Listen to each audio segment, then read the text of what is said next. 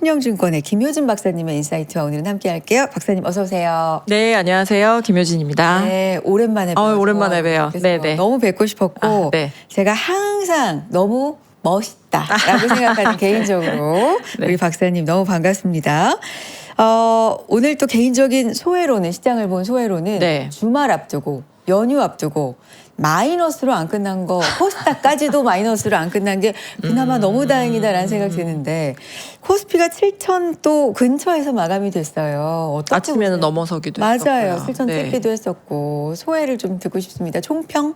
네. 너무 긴 7월을 보내셨을 것 맞아요. 같고 그 이후에도 사실은 지수는 아주 저점 대비해서는 뭐 25% 이상 상승을 했으니까 그래도 이제 계좌는 여전히 좀 빈약하신 분들 좀 많으실 것 같고 많죠. 예, 그리고 이제 지수는 반등을 했어도 계좌 상황도 그렇고 뭔가 이렇게 너무 크게 상흔을 입힌 터라 계속해서 좀 불안한 마음들이 있었잖아요. 근데 이번 주는 그래도 조금 월요일보다는 화요일보다는 수요일이 나은 한 주, 오랜만에 그런 한 주를 맞아서 저도 이제 3일 연휴인데 많은 분들이 쉬실 것 같은데 조금은 마음 편하지 않았을까라는 생각 듭니다. 근데 말씀하신 것처럼 상처가 너무 좀 깊었기 때문에 계좌는 요 정도 올라와도 아직도 난 마이너스야. 이런 분들 너무 뭐 많으시긴 한데 근데 이게 추세라는 게 있고 네. 돌려낸다라는 게 있잖아요. 그럼 최근에 한 10거래일 동안에 한 20% 이상 올라온 요 흐름으로 보면 추세적으로는 이제는 상승한다라는 추세로 돌렸다고 보시나요, 박사님? 저는 조금 확인할 것들 좀 있지 않을까라는 생각인데 네. 뭐 삼성전자 하이닉스가 뭐 이익이나 뭐 비즈니스 환경에 엄청난 큰 차이가 있을 거라기보다는 사실은 우리가 7월 말에 빅테크들의 실적을 되게 마음 졸였었고 그 이후에도 되게 이렇게도 보고 저렇게도 보고 정말로 괜찮은 거야. 돌다리를 막 두들기는 그런 시간들이 있었던 것 같아요. 그리고 빅테크들 실적이 나름 그래도 양호했었던 것들이 우리를 좀 마음을 좀 낮게 하고 외국인도 사실 한국을 엄청 세게 산 건 아니지만 그래도 이제 좀 들어오는 듯한 이제 네. 모습들을 보이고 그러면서 반등을 했는데 여기서는 우리가 이제 8월 26일로 예정되어 있는 엔비디아 실적을 빼놓으면은 이제 그 AI 관련된 기업들의 실적 발표는 어느 정도 마무리가 됐거든요. 그럼 여기서 이제 플러스 알파, 플러스 베타 이제 이런 것들이 나와주면서 주식을 이제 밑에서 이렇게 막 밀어올리고 위에서 잡아당기고 해야 되는데 그게 약간은 소강 국면으로 가는 것은 아닐까. 그래서 지수가 다시 내려가거나 뭐 주저앉는다거나 이렇게 보진 않고 우리가 확실히 조금 빅테크의 실적을 보면서 마음을 놓을 그런 상황은 되었다라고 하지만 이게 조금은 조금 좋은 소식들이 이제 막 나오다가 이게 안 좋아서 안 나오는 게 아니라 실적 발표가 마무리됐기 때문에 그 모멘텀은 조금은 조금 사라진 게 아닌가 그런 생각을 하고 있어요. 오히려 이렇게 마무리 국면이기 때문에. 네. 근데 이번 주에 좀 다행이라고 여겼던 게 CPI와 PPI가 연달아 발표됐는데 네, 이게 인상 쪽으로 갔던 이 예상들이 맞아요. 동결 쪽으로 확 넘어왔어요. 이 부분은 좀 주식 시장 입장에서 좀 다행이다 싶은데 네. 이것도 좀 확인해야 된다라고 우리가 많이 얘기했었잖아요. 네. 확인이 된 건가요? 저는 사실은 물가 압력이 그렇게 낮아졌다라고 생각은 안 하는데요. 뒤에서 이제 차트들도 보여드리겠지만 일단 물가 지표가 예상치를 상회했거나 아니면은 전쟁이 여전히 조금 끝이 안 보이고 있는데 유가가 80달러대 초반이 아니라 훨씬 올라갔다라고 한다면 당장의 시장 심리에도 당연히 좋지 않은 영향을 줬을 것 같아요. 그리고 9월 FOMC가 이제 한 달도 이제 얼마 남지 않았기 때문에 우리가 당장 올리나 되게 걱정할 수 있는 상황이고 그래서 미국에서는 이 금리 인상 확률을 몇 프로로 보는지 거의 매일 뭐 전날 어쨌다 저쨌다 막 이런 이제 뉴스들이 나올 텐데 9월 인상 확률이 50%를 넘어선 적도 있었지만 그 밑으로 좀 내려오니까 당장은 아니면 그렇게 엄청 걱정하진 않아도 되지 않을까 이제 이런 시장 흐름이 이번 주에 이어질 수 있었지 않았나라고 생각을 합니다. 그러면 이제 볼 건 뭐가 있어요? 금리 인상이 조금은 뒤로 미뤄질 수 있다? 이렇게까지 형성이 돼 있으면 이제 매크로적으로는 뭘 봐야 되는 거예요? 저는 네. 미국의 국채 금리가 좀 찜찜해요. 우리가 이제 추세를 홍선혜 앵커가 물어보셨을 네. 때 제가 조금은 이 좋은 소식들이 소강이 아니겠습니까? 네. 근데 이거는 미국에 투자하시는 분이건 한국에 투자하시는 분이건 큰 기업들의 실적 발표가 마무리됐기 때문에 그동안 못 봤던 경제는 괜찮습니까? 네. 나 업데이트 좀 못했었는데 경제는 뭐 뭐 물가도 잘 나왔으니까 괜찮지? 이렇게 한번 확인해 볼 만한 타이밍이거든요.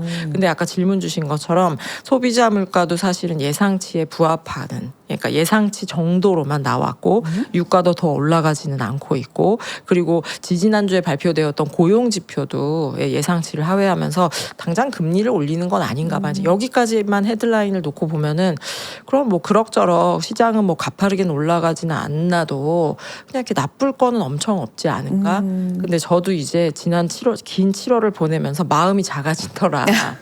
그래도 사람들이 만약에 뭔가 마음이 다시 작아질 만한 뭐 요소들이 있다면 뭘까 이러고 이렇게 쭉 한번 파일들을 업데이트 해보니 미국 국채 금리가 어제는 좀 빠졌는데 이번 주에는 4.7을 넘어서면서 지금 베센트 장관이 동분서주하고 있는 그런 네. 모습이거든요. 시장은 이번 주에 이제 미국도 신고가를 기록을 하고 여러 가지 지표들도 금리 입장에서는 안도감 있게 나와서 네. 그렇게 크게 반영하진 않았는데 차트를 한번 보실까요? 네, 좋아요. 네.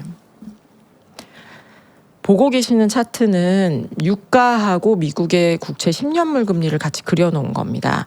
우리가 전쟁 관련된 소식을 굉장히 부지런히 업데이트하는 이유는 그러니까 유가가 올라가면 물가가 올라갈 테고 그쵸. 연준도 금리를 올릴 테고 그러면 주식에는 아주 쥐약이니 맞아요. 전쟁을 그렇게 열심히 업데이트를 하는 거잖아요. 맞아요. 그런데 요 마지막에 음영이 잘 보이실까 모르겠네요. 올해 이후에 금리의 흐름이 어땠냐면 네. 연초에 59불인가 그래서 정말 낮게 시작을 했어요. 금리? 유가? 유가가 유가가 59불 정도에서 시작을 했는데 전쟁이 터지면서 거의 2배가 올라서 120불 가까이 그렇게 갔었고. 생각하니까 진짜 많이 올랐네요. 네, 네. 이게 2배가 10% 20% 오르는 것도 그러니까요. 사실 변동성이 아찔한데 2배가 올랐었고요. 그리고 이제 전쟁이 끝난 한 3주 정도 전에 전쟁이 어느 정도 마무리가 되는 것 같다라고 하면서 70불 약간 하회하는 수준까지 또 떨어졌다가 이게 끝난 게 아닌가 보다라고 맞아요. 하면서 지금 80불에 와 있습니다. 그러면 제가 유가 차트만 그려서 왔으면 그리고 퀴즈를 냈으면 더 좋았겠네요. 그러면 이제 우리가 생각할 때는 금리도 비슷하게 움직였겠지. 뭐 경제 지표가 물가가 엄청 치솟거나 뭐 고용 지표가 막 엄청 이상하게 움직이거나 연준이 막 이렇게 왔다 갔다 하거나 갑자기 올린다거나 이런 걸 하지 않았으니 지금 전체 물가를 좌우하고 있는 유가에 연동되어서 미국 금리도 움직였을 거야라고 생각할 수 있는데 이 차트의 꼬리 부분을 봐주시면은 미국의 국채 금리는 어떻게 움직였나요? 올라갔어요. 그냥 별 아무 일도 없는 것처럼 한 30도 40도의 각도로 계속 올라갔거든요. 그래서 저도 이렇게 두 개를 딱 비교해서 그려놓고 보니 분명히 내가 매일 확인한 뉴스들은 어제 종전에 임박했다라는 소식으로 유가도 하락하고 금리도 하락했다고 본 것 같고 그리고 전쟁이 나서 유가가 급등해서 물가도 상승 압력을 받았다. 미국에서 국채 가격이 하락했다. 이런 뉴스를 본 것 같은데 이거 제가 일부러 월간 데이터로 그려왔거든요. 매일매일은 우리가 뉴스로 보니까요. 네. 월간 데이터로 보니까 올해 이후에 이제 데이터가 이제 7개가 있는 거죠. 네. 근데 미국의 금리는 그냥 거의 쭉 올랐습니다. 연초 이후에. 그래서 지금 어느 수준까지 올라갔냐면 우리가 미국의 물가를 이렇게 잘근잘근 씹어서 본 거는 팬데믹 때 이후인 것 같아요. 유독. 그렇죠. 예. 근데 팬데믹 때 이제 미국 물가가 10%까지 올라가 거의 10%에 육박하고 기준금리를 5.5까지 올리면서 뭐 1%대도 안 될 때가 있었던 미국 국채 금리가 거의 5%를 웃돌았었잖아요. 네. 지금 5%에 육박했었죠. 지금 사실은 미국 국채 금리는 그때랑 그렇게 다르지 않아요. 그래서 지금 수십 년 내 최고치 수준으로 미국 금리는 올라가고 있는 상황입니다. 4.6, 4.7 막 네. 이렇게 왔다 갔다 하는 거죠 지금. 네. 그래서 이게 네. 레벨이 굉장히 부담스러운 수준인 네. 거냐, 당장 빅테크가 뭐 영향을 받을 만한 수준인 거냐라고 하면 그렇진 않아요. 그렇진 않은데 저는 이제 이런 차트를 보면 되게 의문이 드는 거죠. 아니 유가가 이렇게 오르락내리락 하고 연준조차도 금리를 머시 의장이 취임하면 당장 내릴 거야라고 금융시장이 기대를 했던 시기가 있고 아닌가? 올리나? 라고 해서 걱정했던 시기가 있는데 국채 금리는 도대체 뭘 보면서 가고 있는 거지? 뭘 보면서 가고 있어요? 박사님의 결론이 나름 있었을 것 같은데요. 생각해 보신. 네, 그래서 네. 저도 네. 그렇게 월간 데이터로 그려보니까 또 상승 추세가 되게 뚜렷해서 저도 이것저것 고민을 한 거예요. 다음 차트를 한번 같이 네. 보실까요? 다음 차트를 보시면 이게 선이 좀 색이 구분이 잘 되실까 모르겠습니다. 말로 다 설명드릴게요. 네. 저 주황색 선은 미국의 기준금리입니다. 네, 우리가 자주 보는 미국의 기준금리이고 기준금리하고 미국의 국채금리라는 건 비슷하게 갈 때도 있고요. 조금은 다르게 움직일 때도 원래 있어요. 원래 있는데 저 보시면 진한 남색선으로 되어 있는 선하고 미국의 국채금리하고 꽤나 좀 비슷하게 움직이네.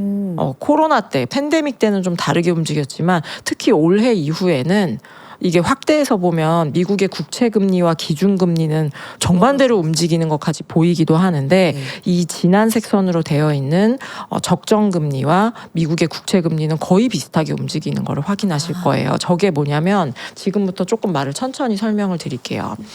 우리가 흔히 뭐 미국의 금리가 올랐습니다. 내렸습니다라고 하면 우리 지표물이 미국의 국채 10년물 금리를 얘기하죠. 그리고 뭐 연준이 어떻게 하더랍니다. 이런 건 연준이 결정하는 기준금리. 자, 여기가 기준이니까 기준금리를 여기에 의해서 단기물도 장기물도 계산을 해서 움직이시길 바랍니다. 라는 게 기준금리인 거죠.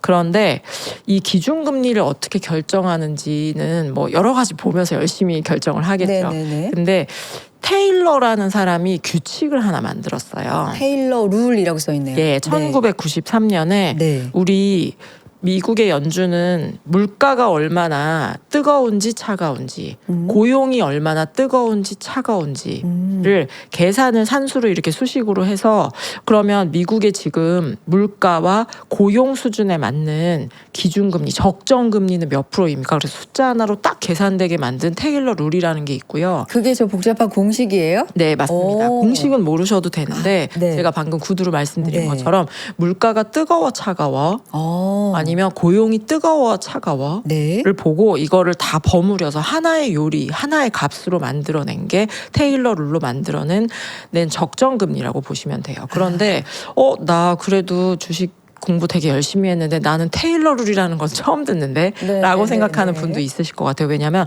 저게 팬데믹 때 잘 작동하지 않았어요. 팬데믹 때 그 어떤 게 좀 잘 작동했냐라고 하면 사실 할 말은 없기는 한데요.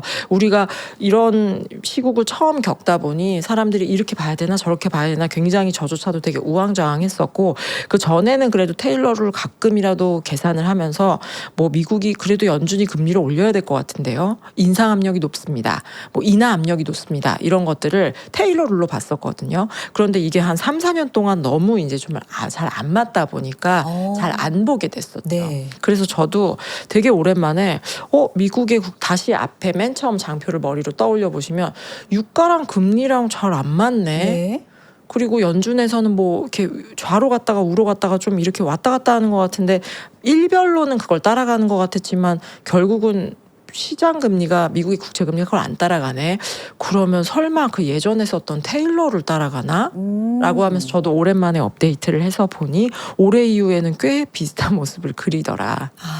라는 거를 알겠고요. 그리고 이게 올해만 그렇다라고 한다면 제가 이거를 굳이 막 공식까지 들어있는 식을 가지고 오진 않았을 것 같아요. 그런데 좀 넓게 보면 2024년 이후부터는 이 기준금리, 그러니까 미국의 국채금리하고 이 테일러룰로 계산에는 적정금리하고 거의 붙어서 한 2년 동안 움직였거든요. 올해도 비슷하고요. 그러면 우리 이제 이런 생각을 할 수가 있겠죠. 제가 만약에 미국의 국채 시장에 투자하는 큰 손인 거예요. 네. 그럼 이렇게 연준이 하는 거를 보니까 잘 대응을 하고 있는 거지 조금은 의심스러운 부분이 네네. 있어요. 팬데믹 그리고 불과 3년 전에 막 국채 가격이 급락하고 이제 그 난리를 쳤던 기억이 있으니까 뭔가 연준의 입만 보고 그들도 엄청 최선을 다하겠지만 그들의 판단만 믿을 수는 없겠어. 그리고 이제 유가를 보니까 중동 전쟁 그럴 때 너무 깜짝 놀랐는데 유가가 그렇게 많이 오르진 않네. 그리고 이게 전쟁이 또 끝나봐야 끝나는데 유가가 하락한다고 내가 지금 이거를 따라가도 될까? 뭐 이라크 전쟁도 10년이 갔다는데 그렇게 돼서는 안 되겠지만 지금 당장 유가가 내려간다고 내가 가지고 있는 채권 금리는 10년물, 20년물, 30년물이고 미국의 채권 시장의 평균 듀레이션이라고 그러죠. 평균 잔존만기가 7년이 넘어요. 예. 그러면 나는 이게 내가 평균적으로 내가 뭐 장기물 투자를 해서 뭐 단기물 투자만 많이 해서 그런 게 아니라 보통 채권을 운용하시는 분들이 7년 정도 앞을 내다봐야 되는데 지금 당장 유가가 내려간다고 고민은 되죠. 근데 아싸 이러면서 저걸 따라가는 게 맞나? 난 잘 모르겠어. 난 팬데믹 때 고생했던 기억이 아직 잊혀지지 않았어. 우리가 지난 7월 잔인했던 7월을 아직 완전히 떠나보지 못했던 것처럼요. 네네네. 그래서 나는 이거 이렇게 복잡한 거 이거 말고 그냥 값이 기준점이 하나 있었으면 좋겠어. 그러면 나는 차라리 그걸 따라가는 게 나는 조금 더 맞다고 생각해. 적당한 게 뭔지. 네, 그렇게 생각해서 사람들이 계산을 해낸 게 저 테일러를 적정금리를 그래서 미국의 국채시장이 따라가고 있지 않나라는 생각이 듭니다. 그러면 네. 박사님, 적정 금리는 지금 시장은 국채 금리만 보면 좀 더 높아야 되는 게 맞다라고 생각하고 있는 거예요? 네, 네. 지금 숫자로 놓고 보면 저게 뭐 적정금리라고 해서 네. 꼭 10년물하고 만나야 되는 건 아니고 만날 때도 있고 벌어질 때도 있는데 네. 지금 그냥 제가 만약에 굉장히 보수적인 채권 투자자예요. 그러면 뭐 아니 근데 고용지표도 좀 안 나왔고 전쟁도 조금 끝날 수도 있고 전쟁임에도 불구하고 유가가 $80 초반이니까 네. 이 뉴스 플로우만 보면 금리가 내려가야 될 것 같잖아요. 네네. 그런데 계산값 뭐야? 계산값 가지고 와봐. 5.1입니다. 지금 네. 국채금리 몇이야? 4.7입니다. 이러면 글쎄다. 좀 봐야 되겠다라고 좀 생각할 수 있는 그런 시간들이 아닌가라는 생각이 들어요. 그래서 그러면 이런 얘기를 하잖아요. 그러니까 아주 단순하게 생각하면 국채 금리가 오른다, 가격이 싸지는 거고요. 네. 누군가는 인기가 없고 판다는 얘기인데 네. 이때 나오는 얘기가 가끔 자경단 얘기가 나와요. 맞아요. 이런 부분도 한번 짚어보면 좋을 것 같네요. 네. 연결성을. 그 딱 꼬집어서 말씀해주신 채권자경단이 네. 뭐 이렇게 엄청난 단체라기보다는 채권 시장의 이제 투매를 네. 뜻하죠. 올해 이후에 만약에 채권 금리가 저희 아까 확인했듯이 연초 한 4% 초반에서 4% 지금 4.7 정도까지 어떻게 보면 완만하게 우상향을 했죠. 만약에 채권 자경단이 정말로 귀환을 했다라고 네. 하면 채권 금리가 이렇게 위로 한 90도의 각도로 이렇게 올라갔을 것 같아요. 그래서 저는 아직까지 채권 자경단이 본격적으로 돌아왔다라고 얘기하기는 어렵지만 왜 낮아지는 유가를 채권 시장이 반영하지 않는가?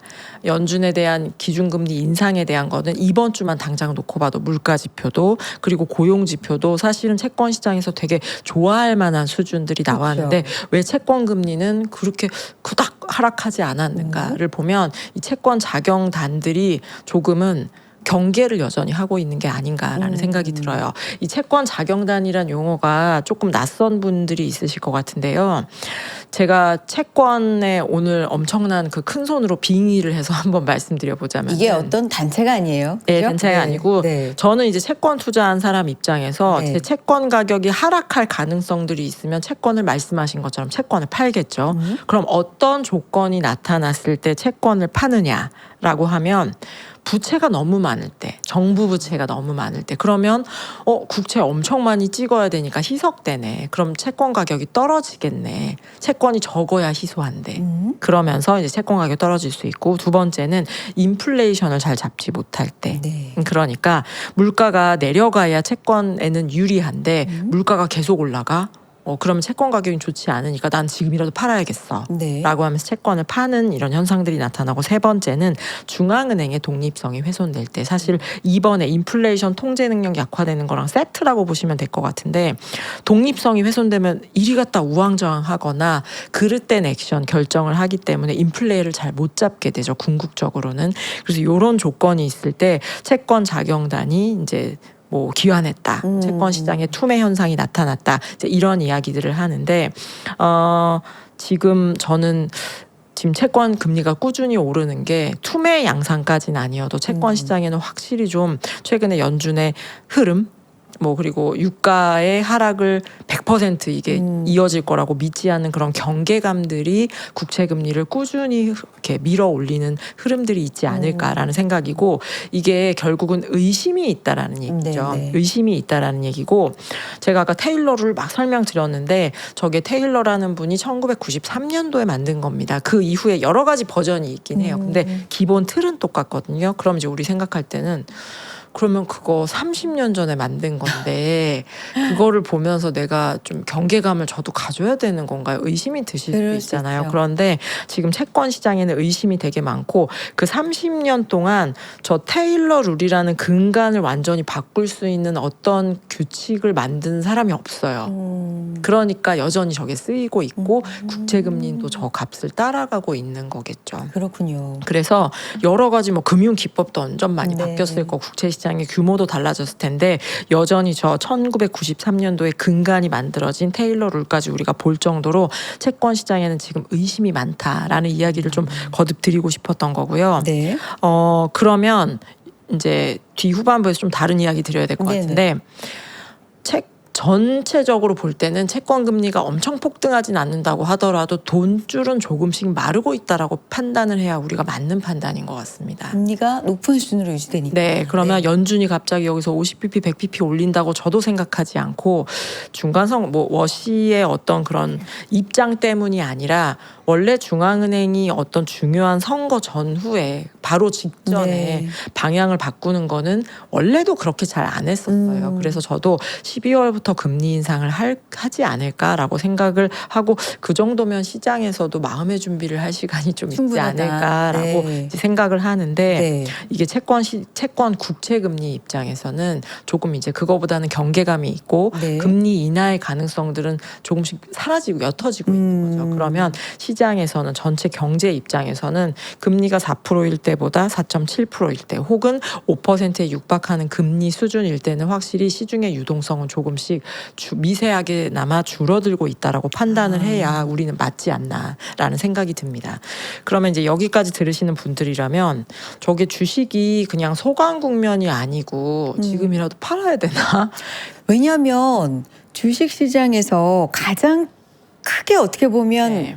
밭이 되는 환경 중에 네. 가장 큰 하나가 돈줄, 돈의 양, 유동성인데 네. 그게 점차 없어진다, 말라간다라고 뭐 속도 면에서는 조금 차이가 있겠지만 그런 전제라면 진짜 말씀하신 네. 생각을 할 수 있잖아요. 그래서 저는 네. 이번 주에 그 엔비디아와 뭐 네. 블랙로, KKR 이제 이런 그 기업들이 모여서 결국은 컴퓨팅 파이낸스, 컴퓨팅 금융, 칩을 기반으로 한 유동화 풀을 만들어서 맞아요. 새로운 돈들을, 제3자의 돈들을 이 AI 인프라 투자로 끌고 오겠다. 지금은 이제 MOU를 체결한 거기 때문에 약간 상징적인 그런 이벤트였지만, 저는 만약에 그런 루트랄까요? 물꼬랄까요? 그런 게 없었다면 어떡하지? 국채 금리는 4.7까지 올라왔고, 근데 시장은 저 고용 지표 한번 조금 삐끗하고 물가가 잘 나온 거 가지고 너무 좀 안심하는 것 같고, 근데 내가 볼 때는 물가가 저렇게 쉽사리 잡힐 것 같지 않은데 시장이 너무 안 도와오고 있다면 이러다 이거 또 조금 한번 된통 걸리는 건 아닌가? 이런 걱정을 할 수 네. 있거든요. 그런데 이 엔비디아와 또 여러 기업들이 만약에 테크 기업들만 모여서 우리 뭔가를 해보겠다라고 하면 저는 그렇게 좋은 소식은 아닐 수도 있을 것 같아요. 이게 뭐 그 아무리 빅테크라고 하더라도 우리가 뭐 잉여 현금 흐름이 쪼였다, 마이너스다, 플러스다 이제 이런 거를 막 계산해 보는 찰나. 그리고 구글은 계속해서 회사채를 이제 물론 응찰률은 좋았습니다만 계속해서 이렇게 돈을 자꾸 모집한다라는 이야기가 그렇게 좋은 소식으로만 들릴 수는 없거든요. 주식 시장도 걱정을 하죠. 네, 이제 그런 측면에서 국채 금리는 좀 내려가거나 네. 미니멈 횡보를 하면 좋겠는데 스물스물 올라오면 안 좋을 텐데, 이게 다른 돈들을 끌어모을 수 있는 요 물꼬를 텄다라는 데 있어서 저는 되게 그나마 그나마가 아니라 좀 새로운 활로를 모색하고 있는 것이 아닌가라는 저는 생각을 했거든요. 근데 그게 박사님처럼 그렇게 긍정적인 쪽으로 예. 새로운 물꼬로 생각하는 의견이 있는가 하면 이거 너무 무리하게 네, 확장을 하거나 아니면 순환금융이라는 얘기도 계속해서 나오고 있기 때문에 이런 쪽으로 우려하는 시각도 좀 만만치 않게 있지 않나요? 저는 네. 이게 그냥 순환 금융의 확장판인 거다. 그리고 이제 여기에 되게 주축의 역할을 하고 있는 젠슨 황도 있지만 이 블랙록의 레리 핑크라는 분이 MBS를 시장을 거의 개척했다고 해도 과언이 아닌 분인데 이제 이분이 나와서 어떤 얘기를 했냐면 이게 금융공학에 되게 굉장히 새로운 지평을 열 것이다. 그래서 이게 수십 년 전에 MBS 시장이 성장을 하고 주택 시장을 굉장히 금융과 주택 시장을 많이 바꿔놨던 그것이 그 옛날 추억이 생각난다. 그래서 굉장히 새로운 페이지다. 페이지 2다. 근데 주택담보증권 이제 네. MBS 말씀해 주셨는데 네. 그때 기억이 우리가 그렇게 좋은 좋지 기억이 아니니까. 네. 그래서 저도 그 네. 인터뷰를 보고 네. 우리가 서브프라임 모기지 그러니까요. 사태라고 네. 불리는데 저거는 되게 좋은 비유는 아닌 것 같은데 라는 생각을 했는데 저는 그래서 이것과 관련돼 아니야 그러면 리스크가 많을 거야. 결국은 이것도 끝이 안 좋을 거야 라고 생각하는 우려들이 벌써부터 나오잖아요. 맞아요. 그리고 이제 어떤 측면에서는 그래도 당장 이제 돈이 급한 기업들이 있고 사업성이 안 좋은 건 아닌데 이게 중간에서 꼬인 것들이 있다면 글로 돈이 흘러들어가게 한다면 결국은 사람들이 투자를 할 거야. 좋을 거야 라는 시각들이 섞여 있는데 네. 저는 사실은 그럼 저한테 어느 쪽이세요? 라고 물어보신다면 네. 저는 다 맞는 말인 것 같아요. 근데 순서가 있겠죠. 순서가 네. 좋았다 나빴다도 순서가 있다. 그러니까 흐름도. 결론부터 말씀드리면 그 MBS의 가죠. 네. 모기지 시장이 모기지 유동화 시장이 흥망성쇠를 거쳤잖아요. 네, 그래서 그 흥망성쇠를 비슷한 패턴으로 다만 압축적으로 경험을 우리가 하게 되지 않을까라는 생각을 하는 겁니다. 네. 여기서 그 서브프라임 모기지 사태로 뭔가 굉장히 우리가 어려웠던 거는 기억이 나고 그리고 뭔가 끝이 굉장히 좋지 않았어. 그렇죠. 그때 뭐 S&P 500이 뭐 고점 대비 50% 하락하고 한국도 거의 50% 하락했는데 MBS가 지금 굳이 말하자면 그때는 모기지 베이스드가 있었다라고 한다면 지금은 칩 베이스드인 거잖아요. 그렇죠. 칩을 GPU. 칩을 GPU를 유동화를 하는 건데 사실 이 말이 어렵습니다. 유동화도 어렵고요. 베이스도 어렵고 이제 다 어려운데 네. 예, 이렇게 보시면 됩니다.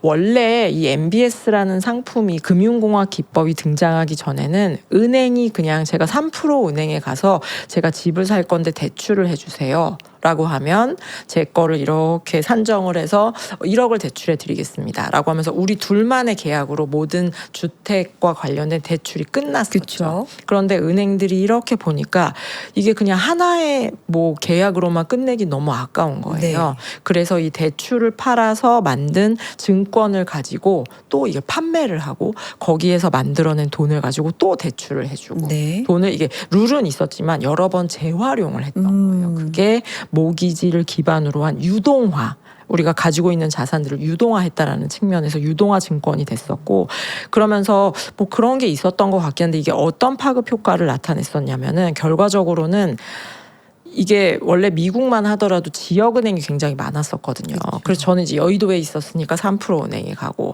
뭐 분당에 사시는 분은 경기도 은행에 가고 이제 이런 식으로 돼 있었는데 이게 유동화 증권으로 여러 세계로 이 상품들이 판매되면서 결국은 나는 그냥 여의도에서 3% 은행과 계약을 했었던 것뿐인데 결국은 내 대출을 여러 나라 사람들이 사가고 나도 그 사람 돈을 빌린 셈이 되는 이제 그런 현상들이 자금원 세계화 현상들이 나타났었고 요게 나중에는 결과적으로 패착이 되자 이 산업을 되게 융성하게 만들었던 구조 중에 핵심이었던 거는 위험이 다른 사람한테 갔죠.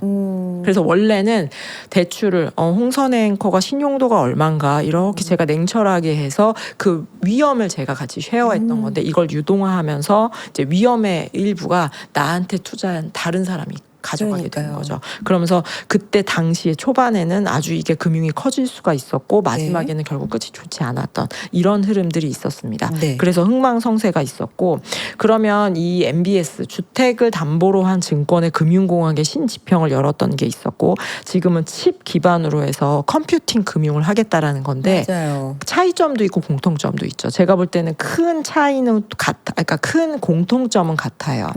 이 주택이라는 거 그리고 그리고 지금은 GPU라는 거를 증권화한다라는 그 메인 캐릭터가 똑같고요. 기초 자산이 있다. 네, 정확합니다. 그리고 위험을 결과적으로는 제3자에게 일부 이전한다라는 게 똑같고요. 네. 그리고 그때는 이 주택담보대출에 대해서 페니매나 프레디맥 같이 정부 기관들이 우리나라로 따지면 신용보증기관 보험 정도가 될까요? 네. 그런 회사들이 신용 보강을 해줬기 때문에 이게 또 확 커질 수 있었거든요. 지금은 엔비디아가 그 잔존가치 25%를 보증하죠. 그거를 떠안겠다. 예, 내가 위험을. 25%로 내려가면 네. 누군가는 이게 최후의 최종의 보루가 그쵸. 있어요. 마지막 네. 보루가 있어야 되니까. 근데 그 보루 역할을 엔비디아가 하겠다 해서 큰 골격은 비슷한데 차이점이 그게 있어요. 좋은 차이점이라고 해야 되나? 그런 거는 주택으로 이게 들어갈 경우에는 만약에 제가 빚을 못 갚았어요. 대출을 못 갚았어요. 그러면 은행이 나서서 그걸 압류하고 있는 사람을 내보내고 매각하고 또 다른 사람 임자를 찾는 데까지 수개월이 걸릴 수도 있죠. 그런데 지금은 이 GPU가 만약에 조금 인기가 없어졌어. 그러면 다음 사람으로 이걸 넘길 수가 있게 돼서 재배분이 가능합니다. 그래서 만약에 코어 비부가 나 돈 못 갚을 것 같아. 네. 그러면 이거를 그러면 다른 홍선의 클라우드에게 우리가 넘길게. 라고 그게 하면서 가능한 예, 거예요. 중간에 그게 구조를 그렇게 짜고 있어요. 네. 짜고 있는데 요거는 어떻게 보면 이게 한 기업이 이 수익성이 좋았는데 뭔가 꼬여서 그 기업이 GPU를 계속 끌어안고 이게 최악의 경우로 가는 게 아니라 다른 쪽으로 이게 재배분이 가능하기 때문에 필요한 쪽으로 갈 수 있게 지금 구조를 짜고 있는 거죠. 네. 짜고 있는데 조금 걱정되는 거 하나는 이거예요. 감가상각이 너무 빠르다. 그렇죠. 예, 라는 게 좀 걱정이 되고 주택 같은 경우에는 뭐 되게 튼튼하게 지으면 우리 유럽에 놀러 가면 아직 성도 있듯이 되게 오래 쓸 수가 있습니다. 그런데 이 감가상각 GPU 같은 경우에는 이게 뭐 굉장히 뭐 안 좋아서 그렇다라기보다는요. 이게 뜨겁기 때문에 성능이 좋아질 수 있다가 첫 번째. 그리고 이거를 냉각을 굉장히 잘 한다고 하더라도 이게 예전에는 새로운 칩이 세대가 2년마다 교체가 되고 앞으로는 이게 1년마다 우리가 뭔가 새로운 걸 내놓겠다라고 그 로드맵을 쫙 이제 펼쳐놓은 상황이기 때문에 이게 3년에서 5년이 지나면 구형이 될 수도 있는 거죠. 너무 빠르게. 네, 그래서 AI는 모든 사람들이 이제 최신형, 그쵸. 최고 사양을 쓰고 싶어 하는데 이게 그럼 좀 잘 안 돌아가는 것 같아. 그러면 이게 사실 상품 입장에서는 좀 떨어질 수가 있거든요. 그래서 제가 아까 이게 흥망성쇠 자체는 저는 비슷할 것 같습니다. 그런데 이거를 우리가 압축적으로 경험하게 되지 않을까라는 생각을 합니다라는 이야기를 드렸던 게 이 MBS라는 거에 대해서 제가 일부러 시간을 들여서 이렇게 설명을 드린 이유가 패턴은 똑같을 것 같고 네. 그래서 이제 우리가 MBS에 대해서 그래 그런 게 있었던 것 같아. 그리고 지금 들어보니까 그래 그런 흐름으로 흘러갔던 것 같아. 아마 네. 이제 좀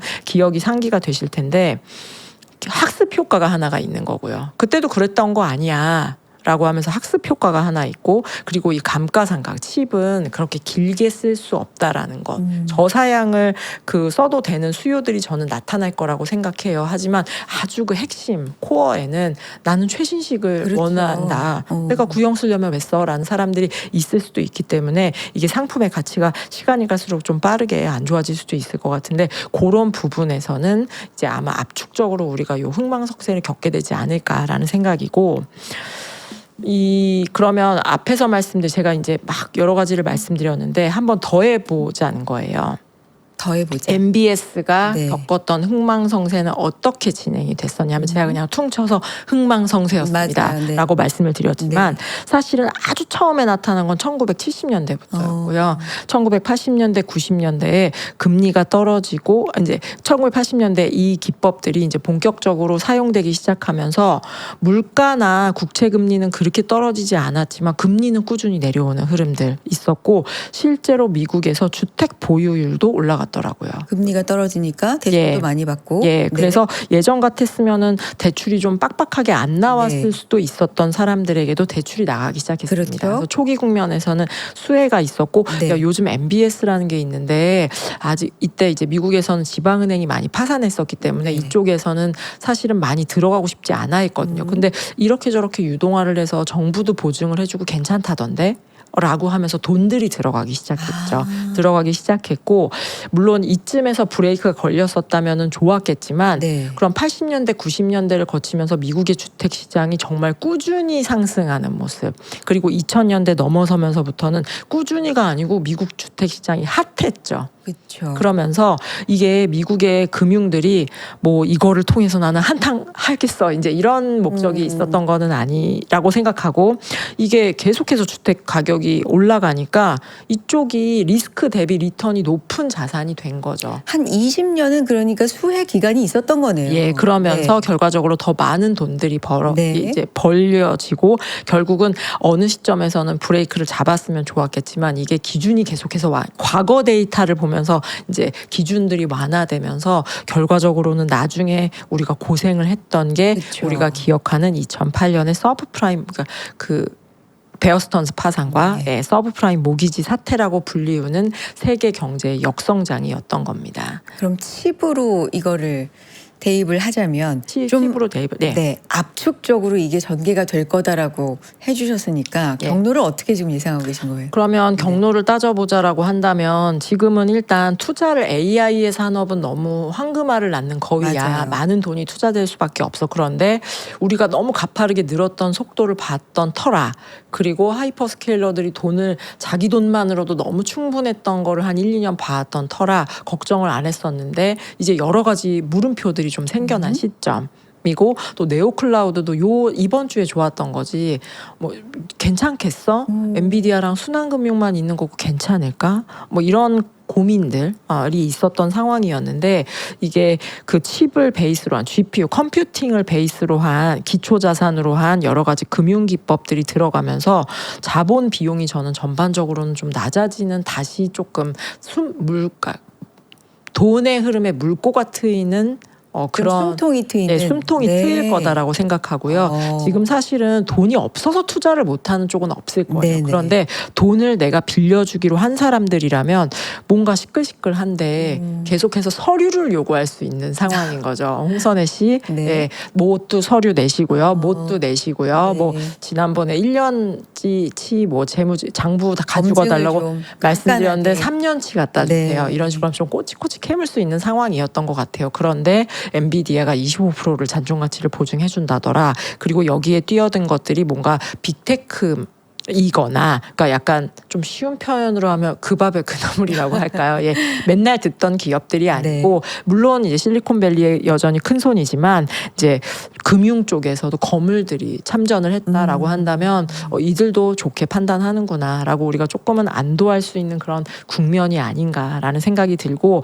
저도 이게 끝은 그렇게 좋게 끝나면 좋겠지만 사람들이, 제가 아까 거듭 서브프라임 모기지 때도 이때쯤 브레이크를 걸었으면 좋았을 텐데 이런 단서를 꼭 드려서 말씀드렸는데, 이 제 시간에 브레이크를 못 잡을 가능성은 있는 것 같아요.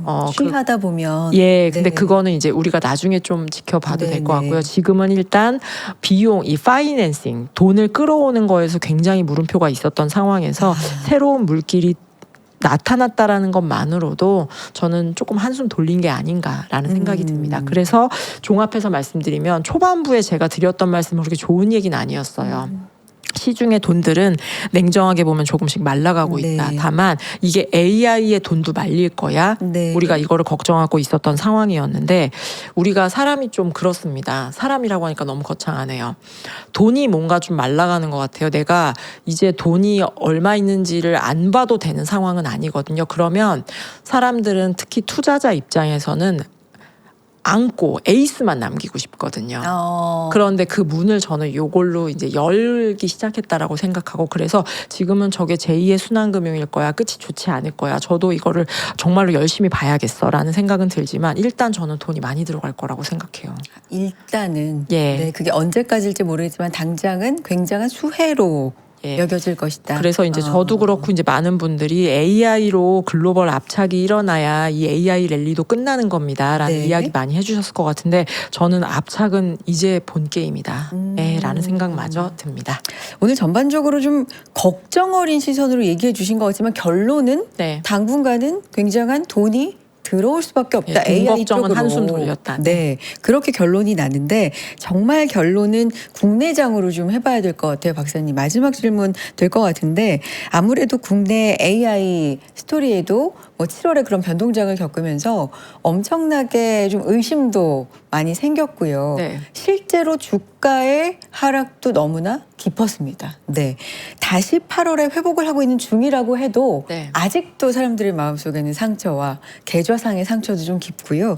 근데 지난 이제 6월에 출연해 주셨을 때 삼전 닉스 이 시총 역전에 대해서 말씀해 주시면서 네. 세급 기반 쏠림으로 분석해 주셨고, 그럼에도 불구하고 밸류에이션에 대해서 어떤 체력에 대해서는 의심이 없다라는 말씀도 덧붙여 주셨던 것 같은데 이 부분에 대한 의견 마지막으로 좀 질문 드릴게요. 일단은 그때 나왔을 때보다는 네. 금리가 일단 올라갔고 그리고 투심에도 사실은 굉장한 큰 상흔이 있죠. 그렇죠. 예, 그런데 다시 돌아와서 말씀을 드려보자라고 한다면 저는 지금 방금 말씀드렸던 이 물꼬를 AI로 이제 흘려보내는 거잖아요. 더 좁은 물길이지만 그쪽으로 간다라고 했을 때는 여전히 그래도 한국에서는 삼성전자 하이닉스가 수혜를 볼 수 있는 국면이 아닌가 이제라는 생각을 하고, 이번 주 지난주는 배당이 시끌시끌했던 것 같아요. 그래서 배당이 이제 우리 눈에 차게 나올까 이제 그걸 가지고 주주만 원을 가지고 당분간은 기대감도 있었다가 실망감도 있었다가 이렇게 왔다 갔다 하는 흐름들이 있을 것 같은데, 결국은 이 배당도 중요하지만 우리한테 주문을 주는 미국의 실리콘밸리가 잘 돌아가야 이제 우리도 그 다음 그림을 그릴 수가 그렇죠. 있을 것 같은데, 한 번은 실적으로 받고 이제 금융 쪽에서 조금 훈풍이 우리를 좀 위로 끌어주는 동력이 될 거다라고 생각합니다. 알겠습니다. 박사님 너무 감사드리고, 사실 GPU를 담보로 해서 엔비디아가 뭘 한대 이런 얘기, 과거에 MBS 주택담보증권 막 이런 게 떠오르면서 말은 짧게 했었는데 이렇게 깊이 있게 분석은 또 처음 들어본 것 같아서 오늘 정말 뜻깊은 시간이었던 것 같고요. 감사드립니다. 여기까지 듣도록 하죠. 신영증권 김효진 박사님의 인사이트 함께했습니다. 고맙습니다. 고맙습니다.